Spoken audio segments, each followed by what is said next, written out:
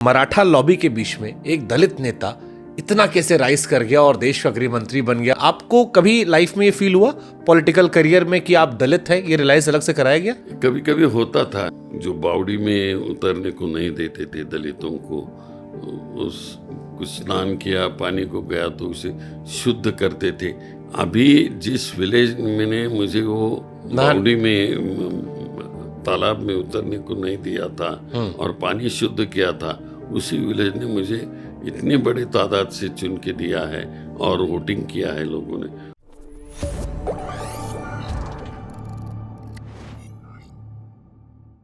लेकिन लोग सर कई सारे सवाल लोगों ने आपकी किताब पढ़ने के बाद हमें भेजे। आज उन सवालों को हम पूछेंगे। जैसे एक सवाल था कि मराठा लॉबी के बीच में एक दलित नेता इतना कैसे राइज कर गया और देश का गृह मंत्री बन गया, लोकसभा में लीडर बन गया, ये कैसे पॉसिबल हुआ सर?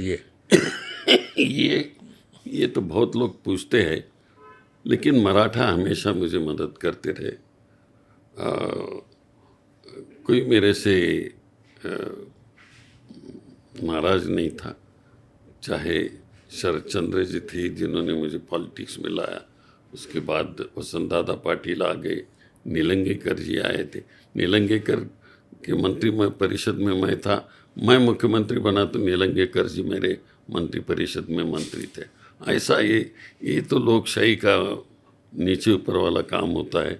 लेकिन बहुत अच्छा संबंध रहा मुझे मराठा से, और मराठाओं ने महाराष्ट्र बहुत, यशवंतराव चौहान जी ने एक बड़ा संदेशा महाराष्ट्र को दिया है कि ये दलित लोगों को ऊपर लाने के लिए उन्होंने भी प्रयास किया है। बट जैसे सर पॉलिटिक्स में होता है कि दलित का नाम कई बार इस्तेमाल होता है एक मैसेज देने के लिए, लेकिन कई लोग मानते हैं डिस्क्रिमिनेशन होता है, वो सम्मान। आपको कभी लाइफ में ये फील हुआ पॉलिटिकल करियर में कि आप दलित हैं, ये रियलाइज अलग से कराया गया?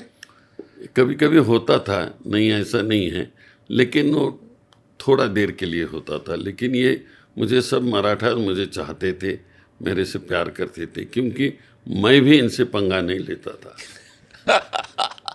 मैंने आपके बारे में सर पढ़ा, किताब में भी जिक्र है कि जब आप छोटे थे तो कई बार आपको दलित होने का एहसास कराया गया। किस्सा मैंने कहीं पढ़ा था कि आप कहीं नहाने चले गए थे किसी पॉन्ड में, फिर वहाँ पर काफ़ी हंगामा हुआ, खाने को लेकर था कि बर्तन का, क्योंकि अभी कई लोग कहते हैं कि भेदभाव नहीं है, बट आप उस कम्युनिटी से निकलकर देश के टॉप पोस्ट तक गए हो। आपने वो फील किया था, और अब तब से लेकर अब तक दलितों की स्थिति बेहतर हुई है या वैसी ही है? नहीं जी, बहुत बेहतर हो गई है। तभी वो ज़माना आज 70 साल के पूर्व पहला ज़माना है कि तभी तो ये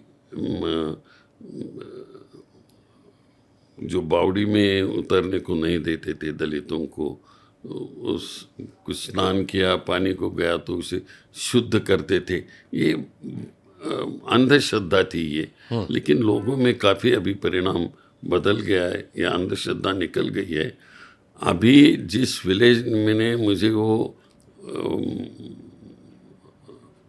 बावड़ी में तालाब में उतरने को नहीं दिया था और पानी शुद्ध किया था, उसी विलेज ने मुझे इतनी बड़ी तादाद से चुन के दिया है और वोटिंग किया है लोगों ने। मुझे जब मैं चीफ मिनिस्टर बन के गया तो वही 2 बार उन्होंने मुझे वोटिंग अच्छा किया।